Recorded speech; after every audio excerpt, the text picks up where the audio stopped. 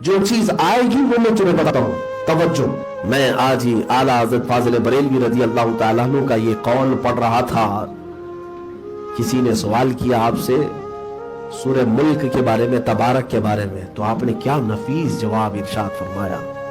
اے میرے عزیزو، اس کو پڑھ لو یا مجھ سے سن لو، تمہارا تسلی سے سینہ چوڑا ہو جائے گا. فرماتے ہیں کہ جو بندہ اپنی زندگی میں سورہ ملک کی تلاوت کرتا تھا، تبارک جس کو آپ تبارک کہتے ہیں، 29ویں پارے کی شروعات سب سے پہلی سورہ، یا اس کے گھر والے اس کے لیے تلاوت کرتے ہیں.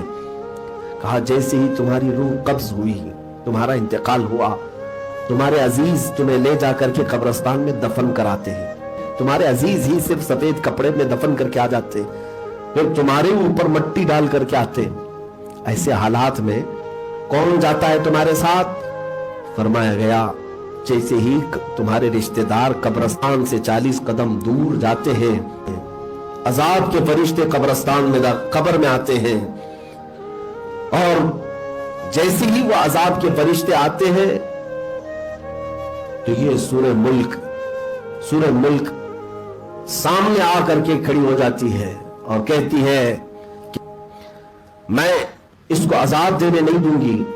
یہ سورہ ملک ایک حسین شکل میں آتی ہے تو عذاب کے فرشتے کہتے ہیں، کبھی سامنے سے آتے ہیں کبھی پیچھے سے آتے ہیں، لیکن وہ سورہ ملک جو ہے ہر جگہ ان کے سامنے آ کر کھڑی ہو جاتی ہے.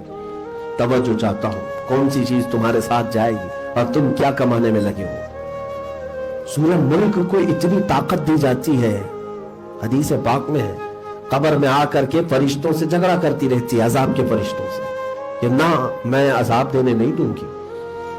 پھر وہ عذاب کے فرشتے کبھی دائیں سے کبھی بائیں سے کبھی آگے سے کبھی پیچھے سے، ہر جگہ یہ سورہ ملک ان کا مقابلہ کرتی. اخیر میں وہ عذاب کے فرشتے کہتے ہیں اے سورہ ملک، ہم خود سے نہیں آئے، اللہ کے حکم سے آئے ہیں، اللہ نے ہمیں بھیجا ہے، ہم اس کو عذاب دیں گے، اس کے گناہ ہیں، اس کی سیئات ہیں. اب سورہ ملک کہتی ہے توجہ، اچھا تم اللہ کے حکم سے آئے، تھوڑی دیر انتظار کرو، میں خود اللہ سے بات کر کے آتی ہوں، میں اللہ سے بات کر کے آتی ہوں. یہ سورہ ملک جاتی ہے اللہ رب العزت کی بارگاہ میں اور عرض کرتی ہے کہ مولا، کیا تو اس بندے پر عذاب کے فرشتے بھیجا جو مجھے ہمیشہ تلاوت کیا کرتا تھا، جس کے گھر میں میری تلاوت ہوتی تھی؟ کیا تو اس بندے پر عذاب کے فرشتے بھیجا؟ رب تعالیٰ فرماتا ہے کہ ہاں، اس کے کچھ گناہ تھے، اس کے کچھ سیئات تھے، اتنی سزا اسے دی جائے گی. سورہ ملک کہتی ہے نہ مولا، اس بندے کو تو عذاب نہ دے، میری سفارش قبول فرما لے. رب تعالیٰ فرماتا ہے عذاب کے فرشتے جا چکے، قبر میں عذاب ہوگا. اب سورہ ملک کیا کہتی ہے سنو. میں یہ حدیث پڑھ رہا تھا تو عجیب سی کیفیت تھی. یہ سورہ ملک کے بارے میں میرے آقا فرماتی کہ مولا سے، رب تعالیٰ سے جھگڑ پڑتی ہے اور کہتی ہے اے رب ذوالجلال، اگر تو اسے عذاب دے گا ہی تو پھر تو اپنے کلام سے مجھے باہر کر دے. اللہ اکبر، اپنے کلام سے مجھے نکال دے، میں تیرا کلام ہوں یا نہیں. رب تبارک و تعالیٰ فرماتا ہے سورہ ملک، تیری سفارش میں نے قبول کر لیا، جا واپس. اور عذاب کے فرشتے جا چکے اس کی قبر میں، اب تو روشنی لے جا.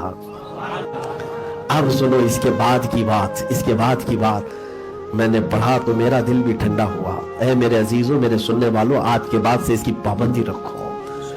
سورہ ملک اب آتی ہے، واپس آتی ہے. عذاب کے فرشتے ابھی قبر میں کھڑے ہیں، عذاب دے نہیں رہے میت کو، کیونکہ یہ کہہ کر گئی تھی میرے آنے تک رکنا.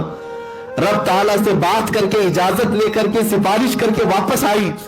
اور کیسے آتی ہے؟ اعلیٰ حضرت نے لکھا ہے حدیث کو، چادر لے کر آتی ہے اور ساتھ میں حسین پھولوں کا گلدستہ لے کر آتی ہے، خوشبوئیں لے کر آتی ہے جنت سے اس میت کے لیے، اور جلدی سے آ کر قبر میں تکیہ لگاتی ہے، اس کو بچھونا دیتی ہے، خوشبوؤں سے اسے سیراب کرتی ہے، اور اس کے بعد پوچھتی ہے اے میرے عزیز، کہیں میرے آنے میں دیر تو نہیں ہوئی؟ کہیں میرے آنے میں دیر تو نہیں ہوئی؟ یہ ہے سورہ ملک جو ہماری قبر میں بھی جانے والی ہے ساتھ میں.